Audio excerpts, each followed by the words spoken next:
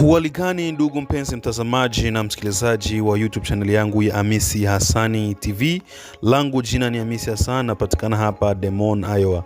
Karibu sana kwenye YouTube channel yangu. Kama ndo mara yako ya kwanza, tafadhali subscribe, share, like na comment. Na kama hii sio mara yako ya kwanza, niseme asante sana kuichagua Hamisi Hassani TV kuwa kama kituo chako bora cha matangazo, uchambuzi wa habari mbalimbali za michezo, za kiburudani, hata za kisiasa.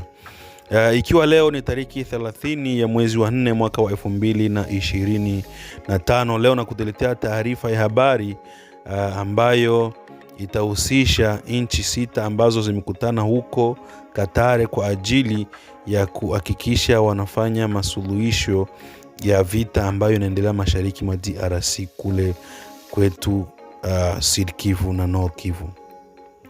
Kufuatia mkutano wa pande tatu uliofanyika mjini Doha Machi 18 kati ya marais wa DRC, Rwanda na Qatar, na kama sehemu ya juhudi zinazoendelea za kutatua hali ya mashariki mwa DRC, wawakilishi wa Jamhuri ya Togo, Marekani, Ufaransa, Qatar, DRC na Rwanda walikutana mjini Doha Jumatano hii April 30.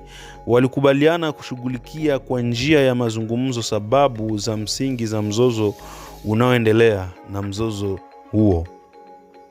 Hii ni kwa mujibu wa taarifa kwa vyombo vya habari kutoka Wizara ya Masuala ya Nchi ya Qatar. Mkutano huu uliwaruhusu kuthibitisha dhamira yao ya pamoja ya amani, utulivu na maendeleo ya kiuchumi katika eneo la Maziwa Makuu. Majadiliano yalilenga juhudi za kushughulikia hali ya mashariki mwa Jamhuri ya Kidemokrasia ya Kongo, mazungumzo yanayoendelea kati ya serikali ya DRC na vuguvugu la Alliance Rivière Congo Mouvement 23 Mars AFC M23, pamoja na hali ya kibinadamu inayoendelea katika eneo hilo ambayo inaendelea kuhitaji majibu ya haraka yaliyothibitiwa na endelevu, ilisema taarifa hiyo. Wawakilishi hao walikaribisha tamko la pamoja kati ya DRC na AFC M23 kuhusu ahadi zao za usitishaji mapigano, ambayo ni kipaumbele cha haraka ili kuwezesha utoaji wa misaada ya kibinadamu kwa usalama na wa haraka. Wamesisitiza msimamo wao kwa pamoja kuhusu hitaji la dharura la pande zinazozozana kufikia suluhu bila kukawia, kwa mujibu wa ahadi zinazohusiana na mamlaka na ukamilifu wa eneo la nchi hizo mbili.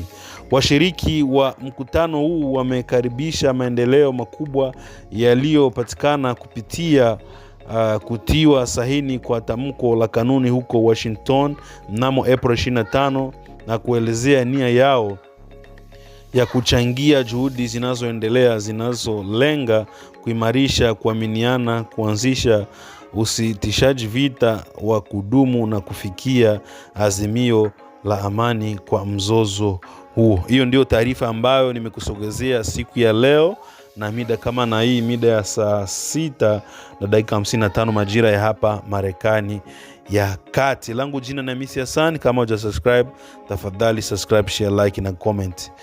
Ukiachana na haya mazungumzo ya kidiplomasia ambayo nchi yetu ya DRC, Kongo na Rwanda na nchi zingine za Maziwa Makuu na nchi za ugaibuni zinaendelea kuhakikisha usalama na usitishwaji wa vita katika nchi yetu ya DRC, hasa kule mashariki.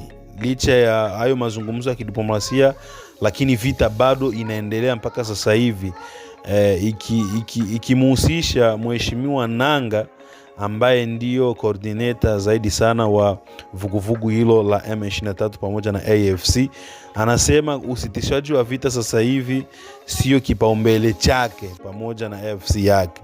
Ina maana Rwanda na DRC na nchi zingine za Maziwa Makuu na nchi zingine za ugaibuni, hii yote mizunguko ambao wako wanaifanya ni kama ni bure, kwa sababu wako wanasema wasitishe vita, lakini bado M23 inaendelea kukamata miji na village zingine. Kwa mfano, juzi kati walikamata Kaziba. Jeshi la FRDC lilisema CCLF na kuambia wazalendo wasiendelee na mapigano.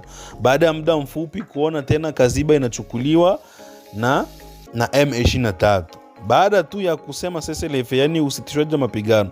Lakini baada mfupi tena Kazibe kachukuliwa na AFC, ambapo jeshi la serikali FARDC liliwaambia wazalendo wasitishe mapigano na wasiendelee mapigano kutokana na kauli za kidiplomasia ambazo zinaendelea kufanyika. Sasa unaweza ukashindwa kuelewa ni jinsi gani haya mambo yako yanaelekea. Kikweli unaweza ukakata tamaa kabisa, na ukashindwa ufanyeje, kwa sababu vitu havieleweki. Wanasema tunasitisha vita, lakini bado M23 inazidi kusonga mbele. Sasa huu ni mchezo mchafu sana ambao ni utovu wa nidhamu kikweli ambao AFC inafanya, na dharau ya kupitiliza. Ni kama yani wanadharau serikali ya Kongo. Wanapatana wasitishe vita, lakini bado wanaendelea kupigana. Ndio maana Mungu abariki sana wazalendo, na Mungu aibariki sana nchi yetu ya Kongo, pamoja na mheshimiwa Amuri William Yakutumba na wakuu wengine wa vikosi vya wazalendo ambao wanaendelea kupigania udongo yao. Langu jina na misi, subscribe, share, like na kucomment.